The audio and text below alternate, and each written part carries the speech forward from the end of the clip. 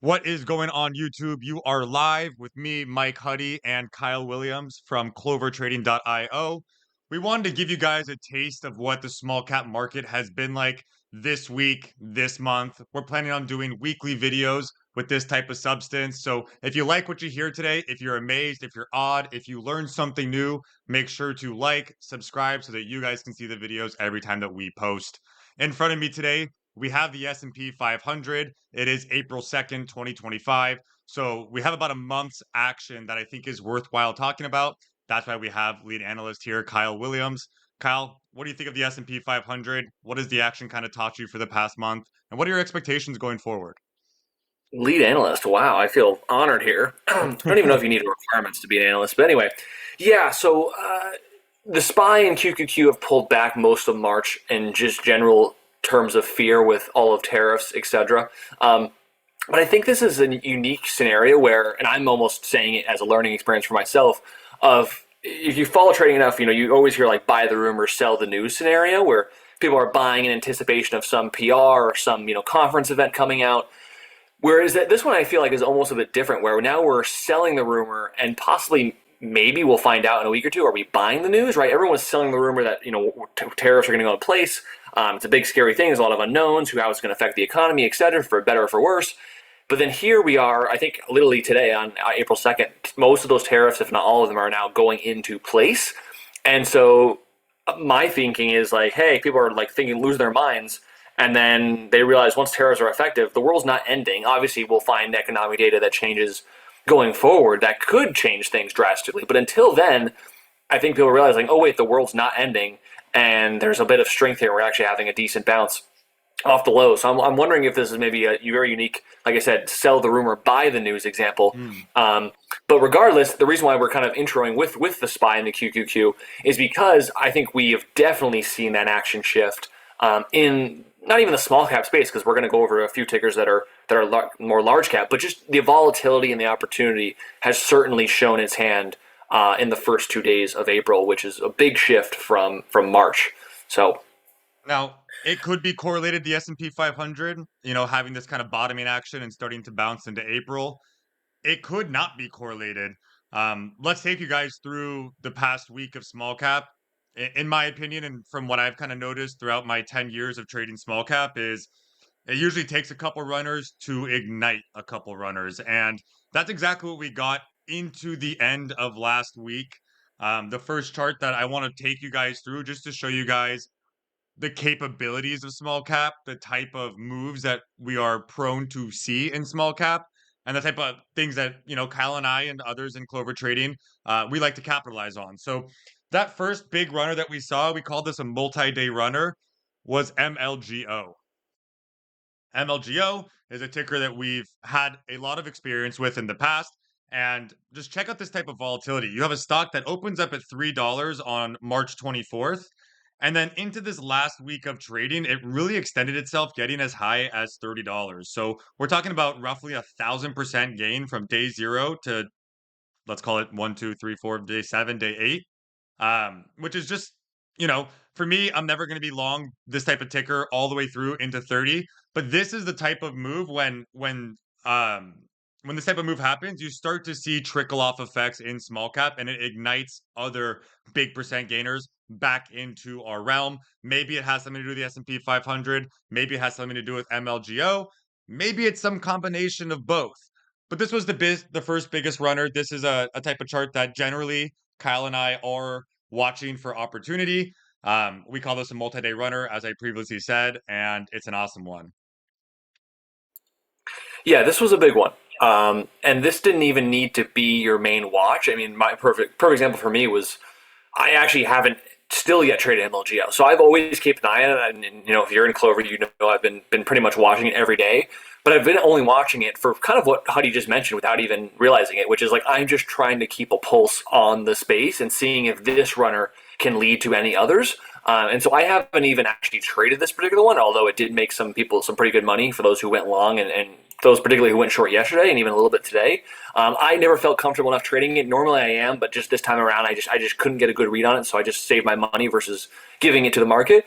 But what ultimately I think this kind of runner led to, again, whether it is MLGO or just the overall market, led to some insane runners this week of ICCT and NMAX, which I couple both those together because both of those went up about well over 1,000%. I think at the highs both hit 2,000%.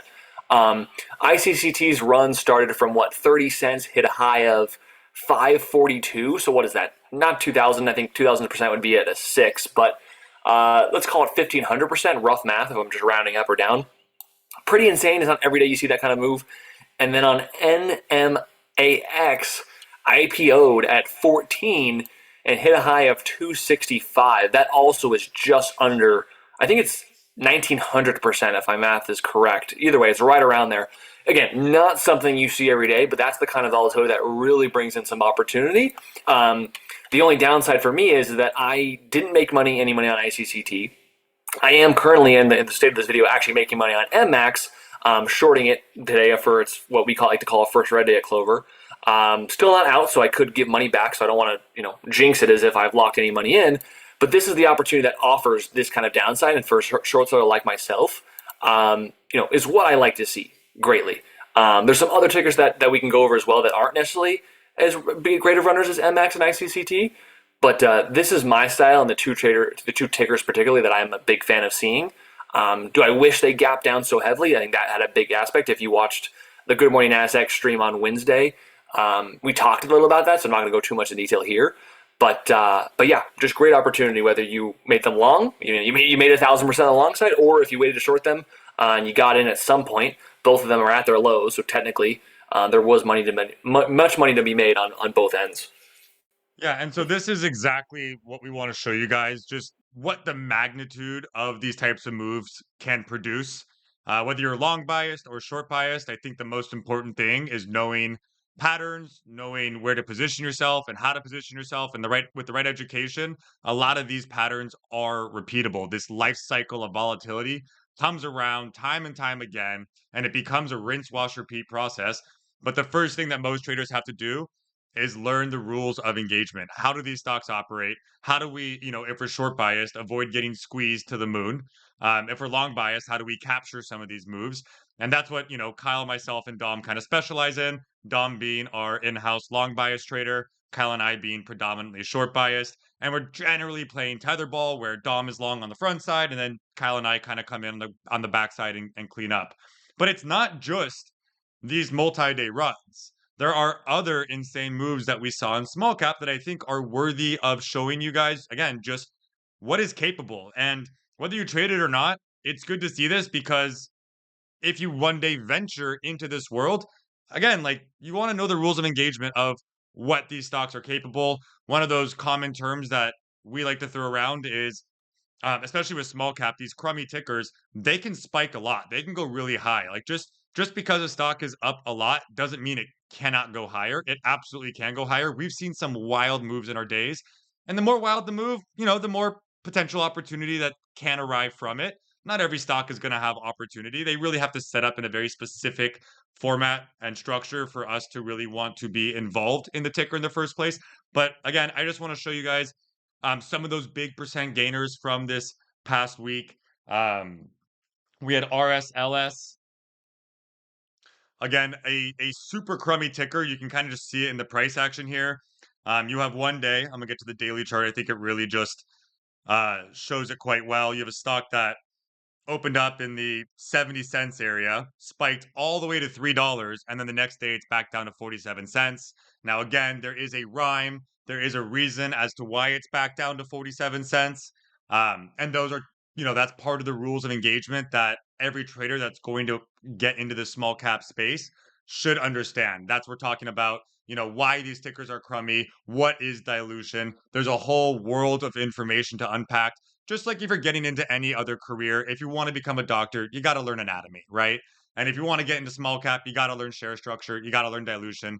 These are the types of things that we talk about over in Clover Trading. Kyle, what was the other big percent gainer from this day? BIAF? There was there was one that faded super hard. That was BRG, GRB, I forget. We'll go to But that one that in a one that you sec. well was a good one Um, too. So the other one that got carried forward with RSLS is this BIAF ticker. Both these tickers kind of open up in the same price range.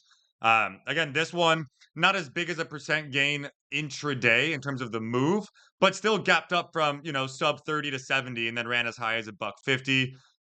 Pretty crazy move there if you're asking me. And then yeah, there was one other one that came from all of this mess. It was GRI, I believe. Um, and this one, again, dilution, midday offering. This one gapped up to 9 and ended up settling in the low twos in that day. Again, providing ample opportunity for those who are prepared, those who are educated. And that's exactly what we try to provide at clovertrade.io. If you want to learn structure, if you want to learn about the rules of engagement pertaining specifically to small cap, that's where you can find me. That's where you can find Kyle and a plethora of other 6 or 7 figure traders. We're looking to build a community of well versed traders who know what they're doing, who are driven, who are committed to the game. And we hope to see you there.